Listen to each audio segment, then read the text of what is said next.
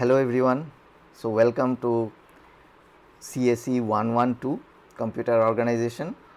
So we are in section A.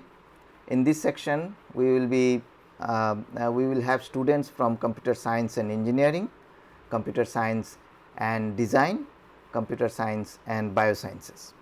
So you see that this is a very big class, but I am sure we will have a very enjoyable learning experience, and we will make sure that uh, we put all the relevant content available to you, so that whoever is interested to pursue and explore this area of computer organization, computer architecture in greater depth, they should be able to pursue this. And in the subsequent slides and subsequent lectures, I will also try to highlight why this computer organization, computer architecture, this domain is so important, irrespective of which branch or which stream of engineering you belong to, because the way our world is changing, it is very easy to see that the computers are playing a very important role. So in this course, what we are trying to do is we would like to understand little bit, or basically we will try to scratch the surface of what's beneath a computer, how it works, and depending on our need, how we can optimize the working of a computer, because that is where the innovation will be going forward. Whatever application you take up, if you want to get an optimized output or come up with a very optimized solution, then you need to know not only your application or the algorithm, you also need to know how that algorithm will get executed. One very important and prime example of this is Apple computers. So you see, everyone aspires to get a iPhone or a Mac.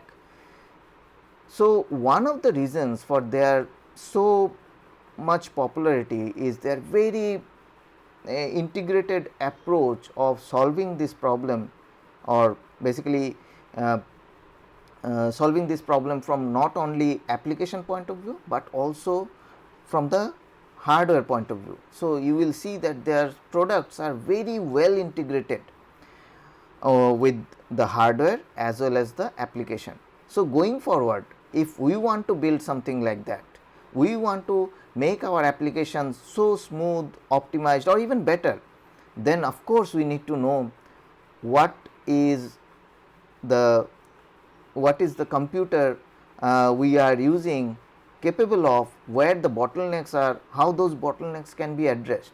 So the whole objective of this course is to introduce you to the vast field of computer organization and computer architecture, so that your applications, while you run it on your computer or you come up with a solution to solve a real life problem, and you know that you need computing to solve that problem, how you can achieve the optimization, or how you can best design your application with the constraints of the platform you will be using, what are the bottlenecks your platform might be experiencing, and how to overcome those bottlenecks. So that is how you can come up with a very holistic end-to-end solution, which will be innovative, which will have key differentiators compared to other possible solutions which are available, which are already available. So that is why we need to know computer organization, computer architecture, and this is a core course for all the branches in engineering in IIIT Delhi.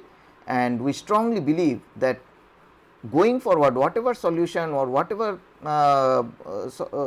whatever solution you want to propose, or whatever innovation you want to propose, computer will play a very important role. And if you do not know how this computer performs, or what is beneath this black box, you will not be able to propose a very innovative solution. So our attempt to learned this course is to make sure that we are well equipped to optimize our solution irrespective of whatever field we are working on. Whether you are in designing an algorithm, how that algorithm actually gets translated into hardware.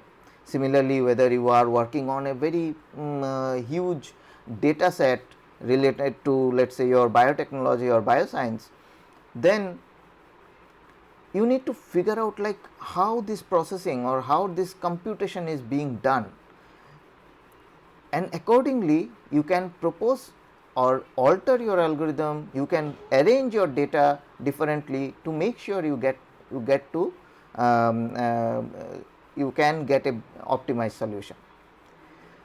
So, with this, let us start with our overview of the course. So, as I have already mentioned, we are in computer organization section A. In section A, we have students from computer science and design, computer science and biosciences. We will have around 300 students in this section, and myself, Sujay Dev. I have been associated with IIIT Delhi since 2012, and very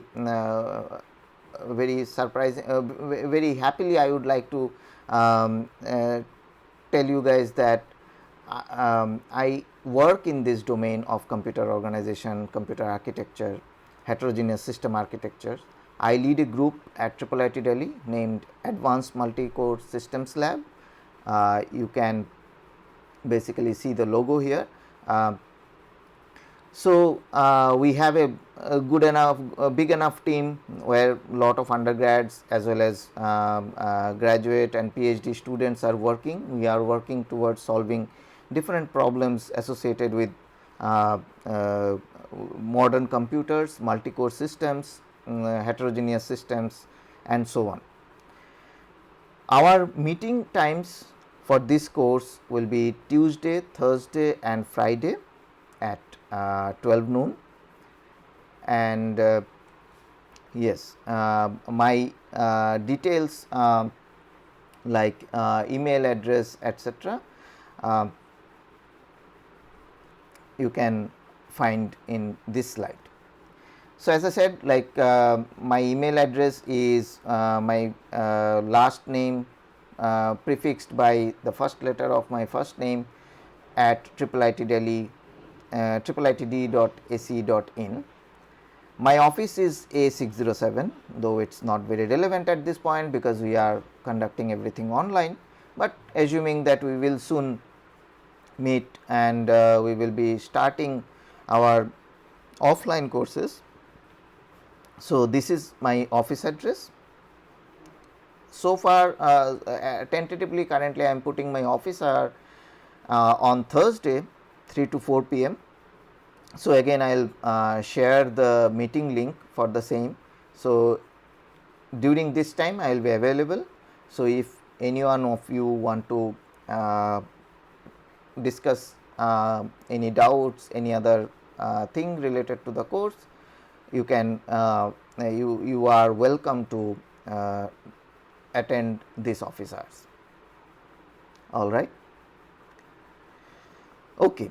Now, let us look into the TA support. So, since this is a big course, we have been thinking what will be the best way to provide you the appropriate support, so that everybody can we make sure that everybody is at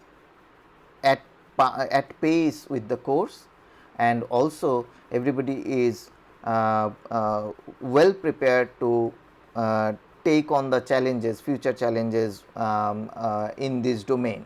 So, we would like to make sure that all of you are equipped well enough to address the issues related to computer organization. The fundamentals are absolutely clear. You go through the practice problems, wherever you need help, you have help. So, to achieve that, we are proposing to have mentor TAs. So, every 15 student will have a mentor, and the mentor TA will be the go to person for you. So, very soon we are in the process of assigning mentors to the appropriate to the group of students. So, we are hoping that by end of this week we should be able to provide you all this information. So, you will be getting information about who is your mentor. Now, what are the roles of the mentor TA? So, mentor TA will conduct your tutorials. So, in those tutorial sessions you will have only 15 students with each mentor TA. So, he can give you one-on-one time, he can make sure that all of you solve these problems, practice problems, all of you are your fundamentals are clear related to computer organization. All right. Now, also the mentor TA will have dedicated officer. So, again those will be one-on-one meetings, or small group of students will meet and discuss their problems. If you have any difficulty, so the mentor TA is the go-to person for you. All right. We have other supporting TAs who will be working behind the mentor TA. So, if you have any problem, you raise it to the mentor TA. If then mentor TA, if he himself can solve it, then very good, otherwise he will escalate it to the other TAs, and then you will get the solution through the mentor TA itself. Now, the officer where I will be available, you can ask questions beyond your mentor, beyond the things which need further clarification, and you can also discuss any other thing if things are not working as expected, etc. You are free to discuss those things in those officers. I hope this makes sense. Regarding the final assignment, etc., we are waiting for the final add drop deadline, because then only we will be in a position to get a complete sense of who all are involved in this, who are actually staying in this course. All right.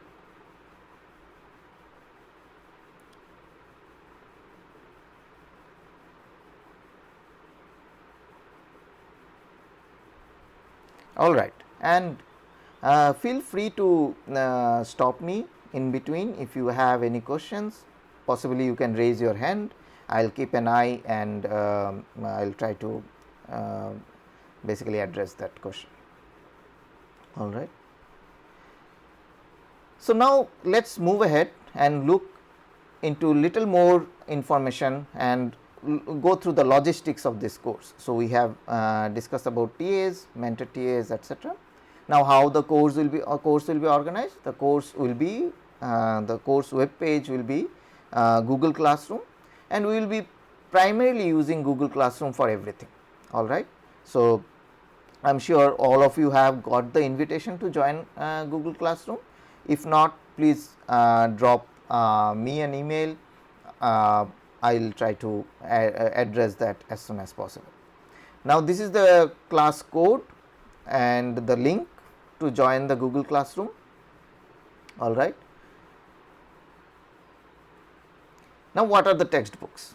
So, the primary textbook for this course will be a book by Professor Smruti Sarangi. He is a faculty at IIT Delhi, and also happens to be very closely associated with IIIT Delhi as well. We discuss the course content, etc., while designing it with Smruti, Professor Smruti, and he is also closely associated with the overall design of the course. Apart from this primary textbook, we will refer to time to some of the other reference books. So, the two other reference books are basically the book by Maurice Mano, Computer System Architecture, and then there is other book called Structured Computer Organization, and this is by Tenenbaum. So, all these details are available in your course web page, go to the syllabus link of the course web page. There you will get the detailed description of the course content, the weekly plan, and the way the evaluation will be done. So, all these detailed information are available in the course web page under syllabus. All right. I am sure all of you are now familiar with how like where to get the information related to a course at IIIT Delhi. Okay. The grading structure, which is very important. So, we will have 10% on assignment, quizzes 20%, midterm 30% and final 40%. Now, the number of quizzes we are planning to conduct are primarily 2. So, one quiz will be somewhere around 10th week of the course, 10th lecture. After 10th lecture, we will provide you the details, exact schedule, etc. very soon. So, there will be 2 quizzes. One will be very close to or before midsem, and then the other quiz will be after midsem. And if some of you need to improve your quiz marks, then we are also planning to conduct an optional third quiz, which whoever wants to improve their performance in quiz they can take. So, in total there will be 3 quizzes. The assignment we are planning to keep 1, but that assignment will be trying to take care of different concepts you have learnt in the course. So, the assignment will be announced somewhere after midsem. You will have 3-4 weeks to work on the assignment and submit the assignment finally before endsem, and it will have 10% of weightage. So, the assignment will be pretty much testing or helping you apply many of the concepts which you will learn, and then by applying those you will come up with a solution for a specific problem.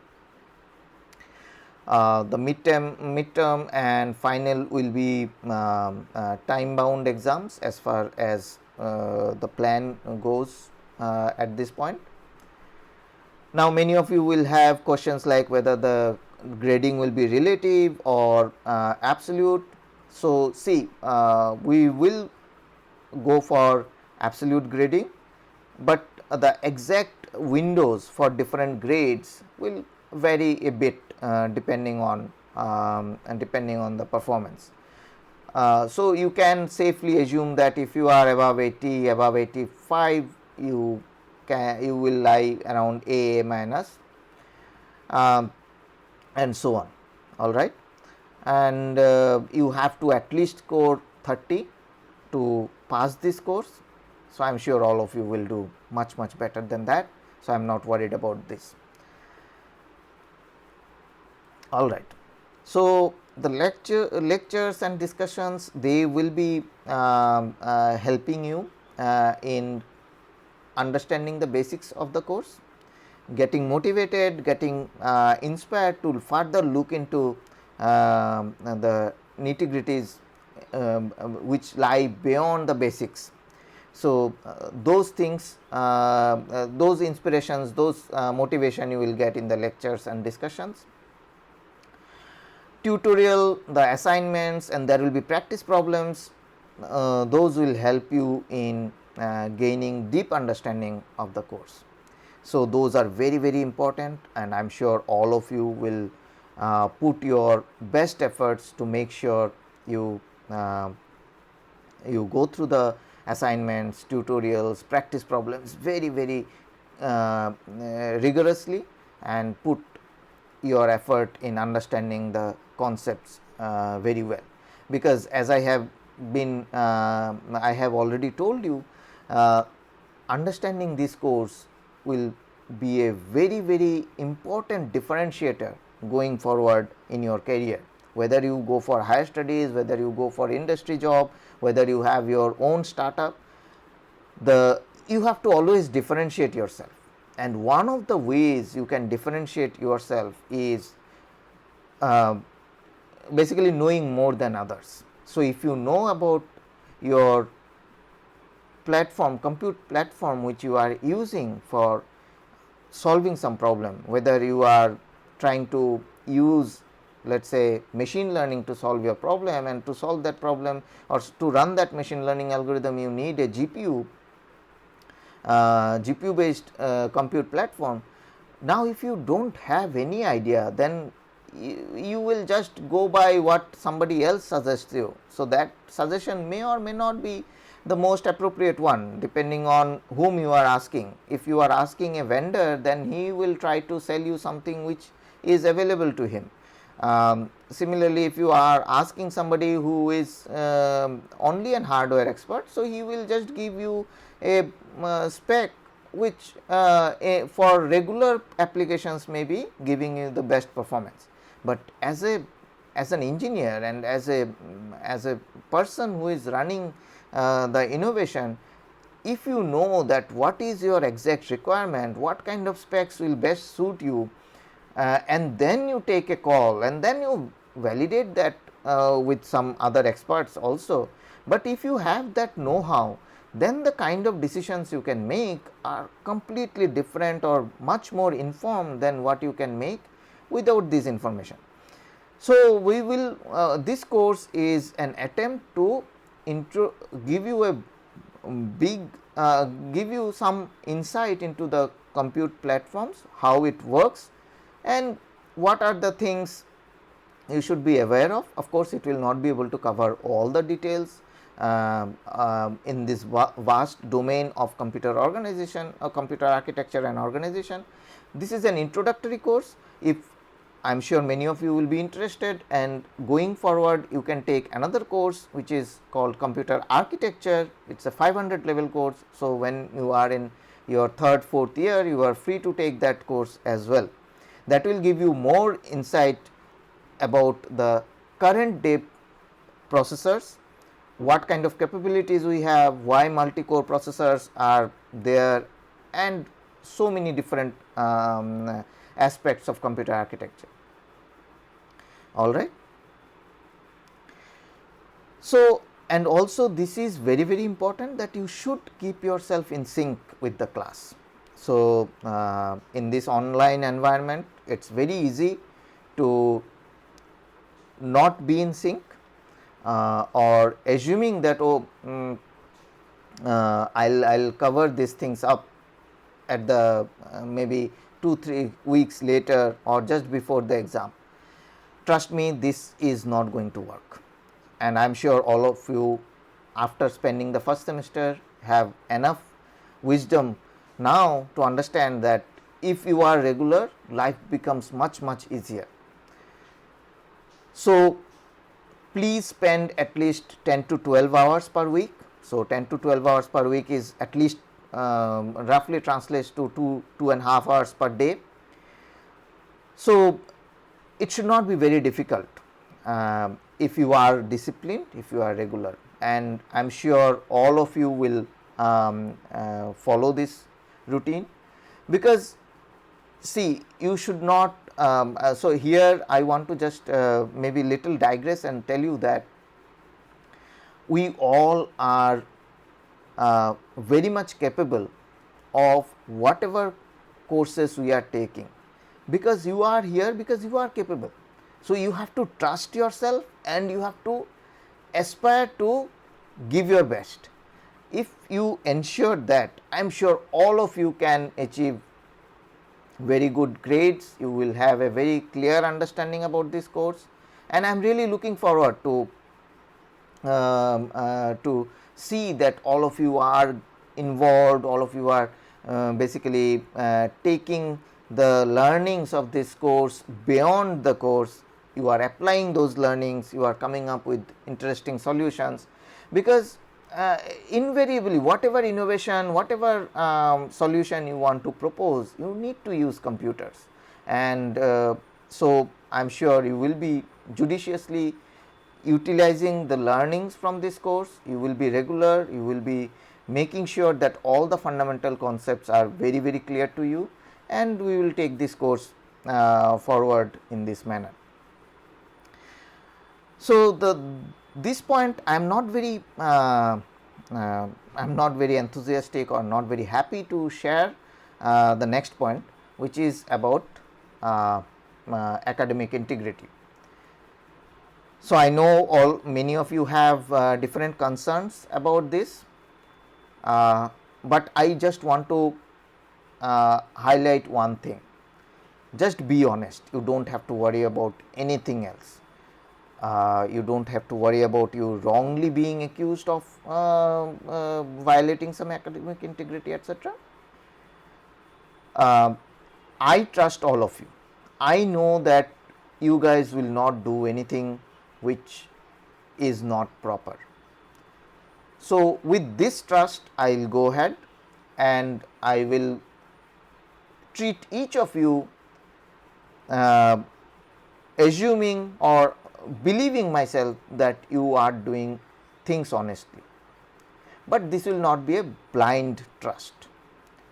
There will be checks and balances, and if I find that this trust is not honored, then there will be consequences. IIIT has very strict rules about it. So, I am sure that we will not have to go through that kind of situation.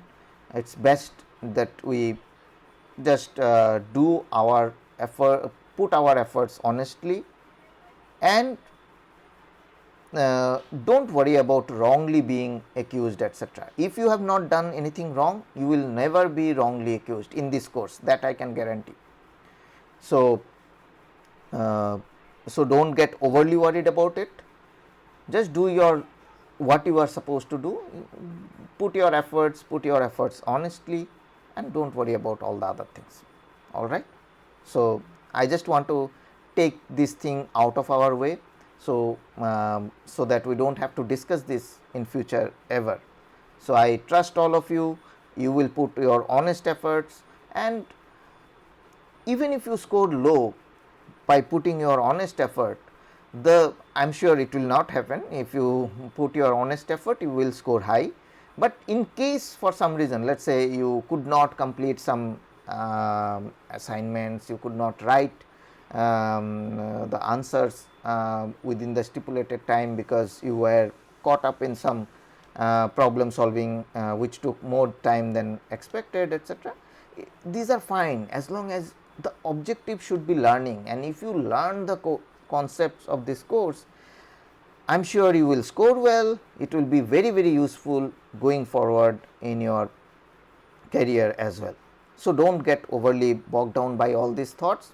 I am sure we will have a lot of fun learning the concepts in this course, and we will do very well overall in this course. All right. So, I hope we do not have to revisit this thing ever. All right. So, now again I will pause for a moment. If you have any questions, please feel free to raise your hand and we can take those questions.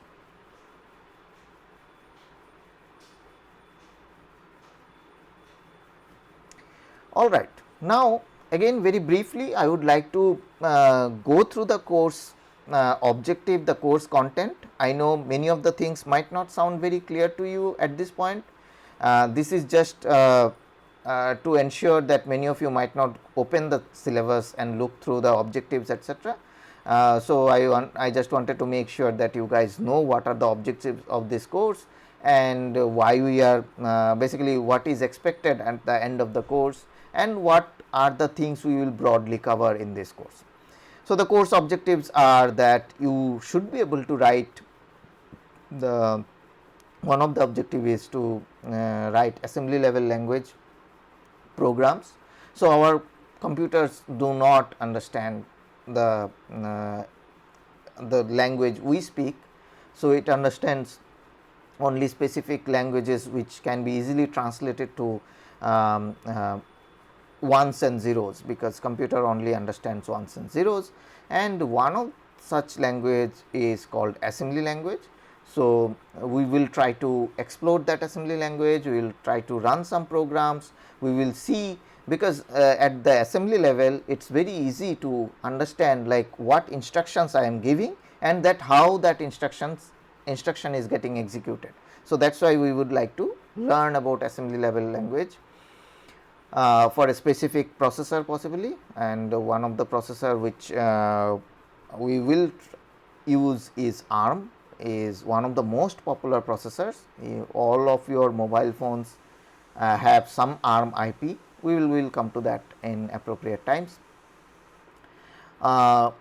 After this course, you should be able to also analyze pipelines, data paths, interrupts. So, these are all terms which we will be learning in this course.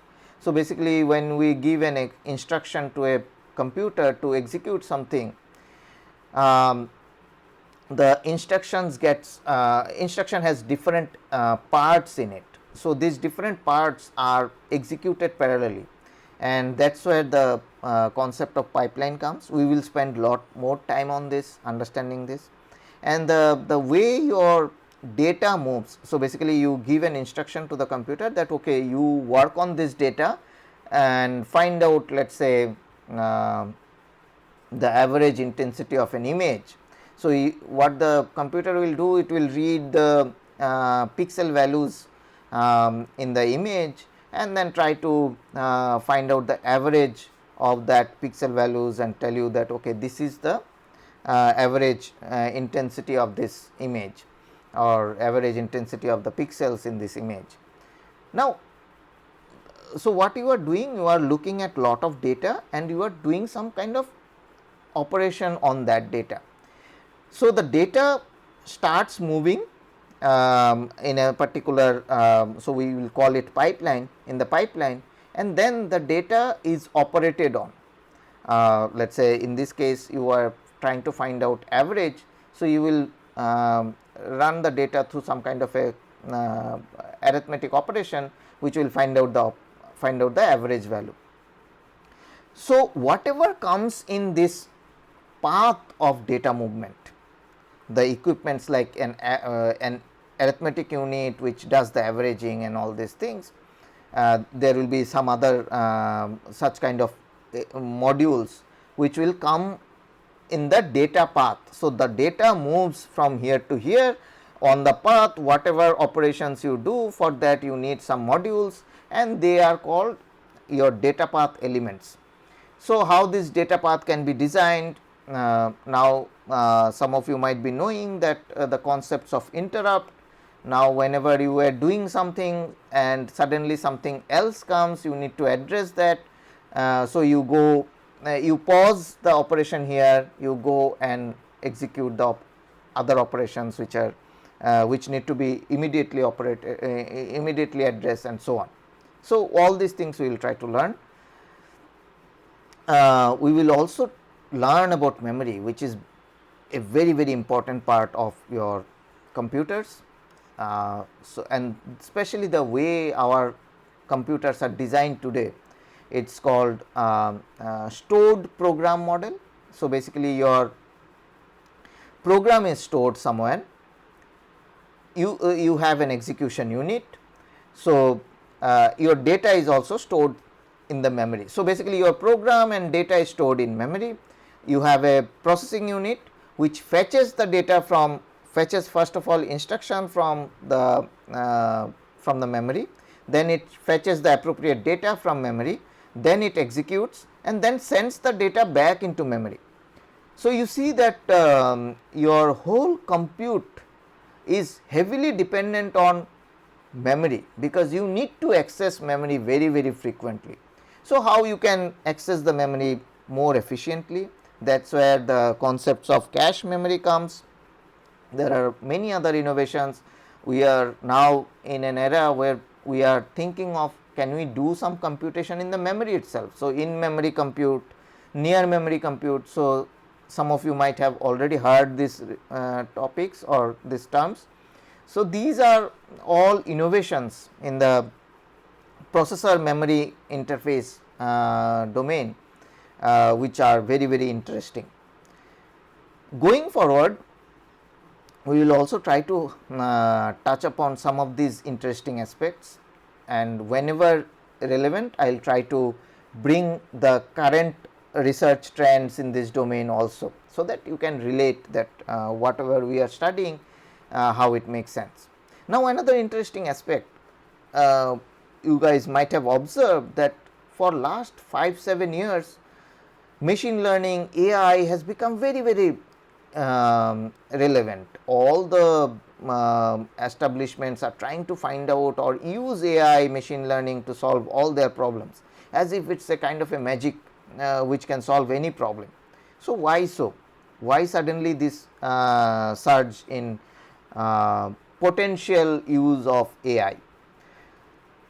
So, the reason behind, primary reason behind, there are many reasons. The primary reason behind is that the compute platforms are nowadays becoming more and more powerful. So, the AI algorithm, machine learning algorithms were there for last 3-4 decades. So, machine learning AI is not a very new field, but the challenge was to make those algorithms work, the amount of data you need to process was huge. It's still huge, but then the processing power was not sufficient to do it in a practical manner. So, if you want to solve something which takes days to solve using machine learning, then who will use machine learning to solve them? But now we are having processors or compute platforms which can do lot more than what the processors could do, let us say maybe 10 years back, 20 years back. So, since we have this processing power, now we are realizing that we can use this kind of algorithms which require lot of compute power, and that is where we are seeing so much buzz around this AI machine learning algorithms. Now, one of the bottlenecks in this AI machine learning or machine learning AI algorithms is that you need to deal with lot of data, and as I mentioned, like our compute platforms are use a stored program model. So, if you have huge number of data which you need to interact or you need to bring to the processor, then work on it and bring it back, then it has been observed that the biggest bottleneck in performance becomes the memory and processor bandwidth. So, how quickly you can talk between a processor and memory. So, all these things we will discuss. So, I am sure this might not be very clear at this point, and I am talking at a very high level. So, do not worry if things are not very clear at this point. We will go into the details of each and every aspect. I just wanted to highlight this thing because we are talking about memory, and one of the course objective we have is that we will understand how memory functions, what are the different hierarchies, different configurations we can have in memory. So, we will talk about that in this course. The course, the details of the course. So, there are 3 main components of the course. So, I will very quickly go through it. You can read through these things also, and as I mentioned, like the more detailed description, week-wise plan is also available in the course web page. So, we will introduce you to what is a computer and the different abstraction levels, so that you can appreciate like how computer plays a very important role in your in whatever stream you belong to. We will talk about this different instruction set architectures, their formats, the instruction types, operands, addressing modes, etc. So, I will skip or I will go very quickly over them. We will talk about the arithmetic part of it, like how computer performs different arithmetic operations like addition, subtraction, multiplication, division, etc., floating point operations, because if you know how these arithmetics are executed, then you can think of basically innovative ways to either best use them in your specific application, or basically propose some modifications in the execution units. We will also talk about pipeline, data path and control. So, and the different hazards related to that. All right. We will also talk about parallelism, memory hierarchy as I mentioned, and the different IOs and storage, etc. All right. So, again I will pause for a moment here and wait for you guys to discuss if you have any questions, concerns, and then we will move ahead. Very briefly, I will like to introduce you to some motivating aspects of this course.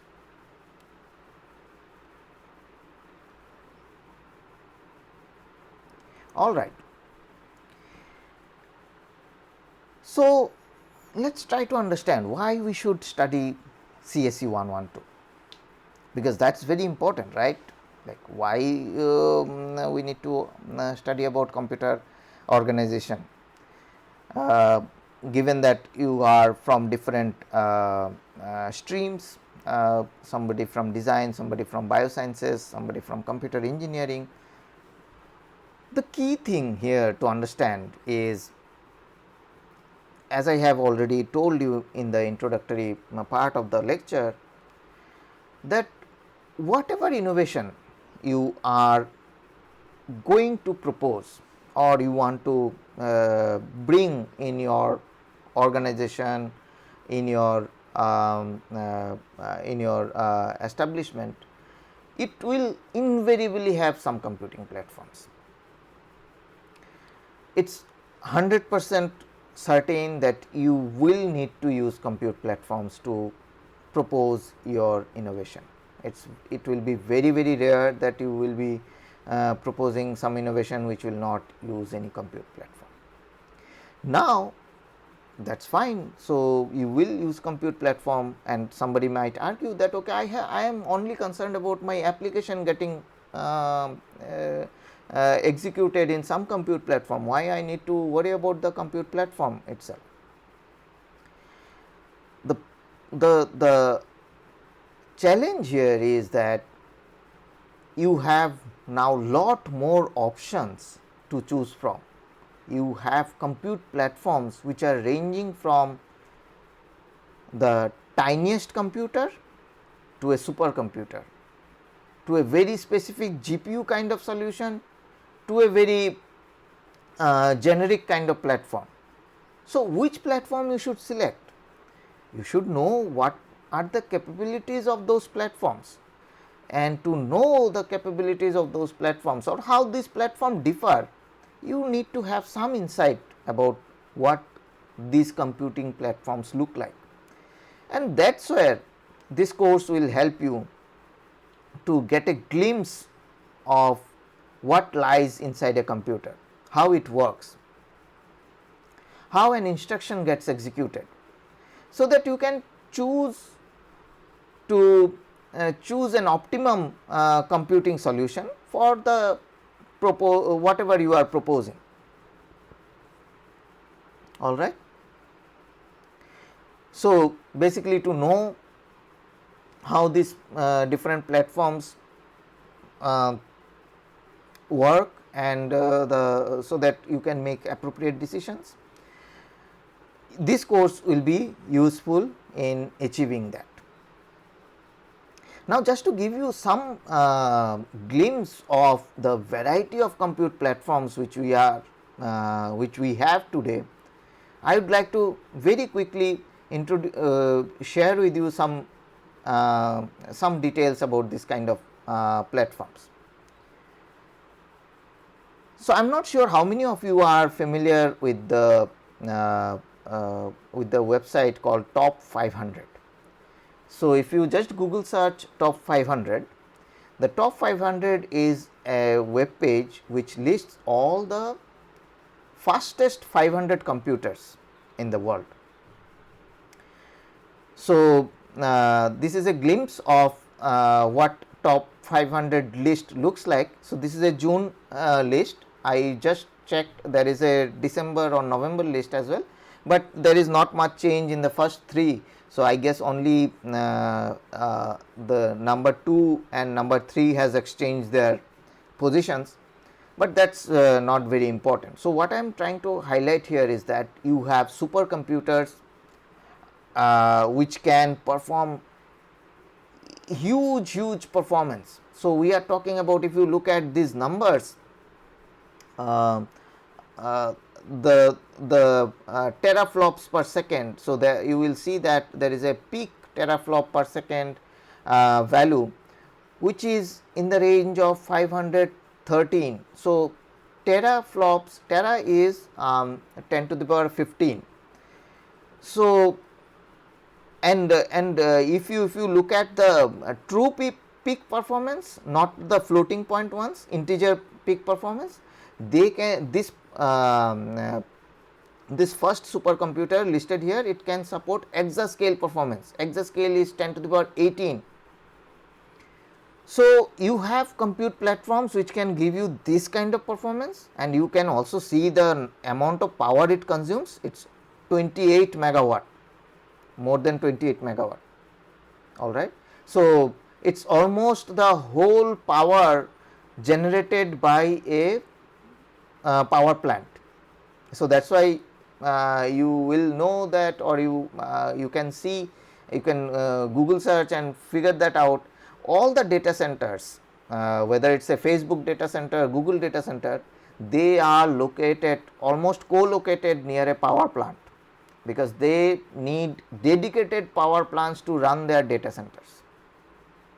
And it is more than like the kind of carbon footprint the IT industry or compute has is more than 10%. So, 10% was pretty old value. So, we are consuming huge amount of power to achieve all the compute facilities we are getting. So, the flexibility we have now from our smartphone to capture every moment of our life and share it with our friends, and all our other activities. So, everything is so much integrated into the back end IT services that we do not even realize that how much compute goes behind it. So, we have computers like that in one end of the spectrum. In another end of the spectrum, so I will encourage you all to visit this link and see for yourself the capabilities of these computers, etc., the kind of challenges they are solving.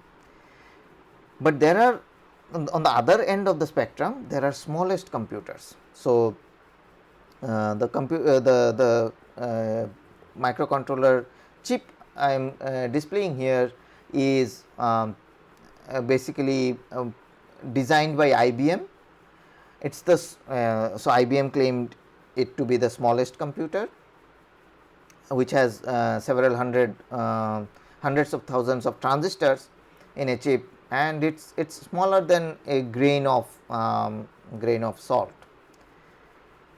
This processor is specifically designed to work in a blockchain technology to track the different goods, basically supply chain management.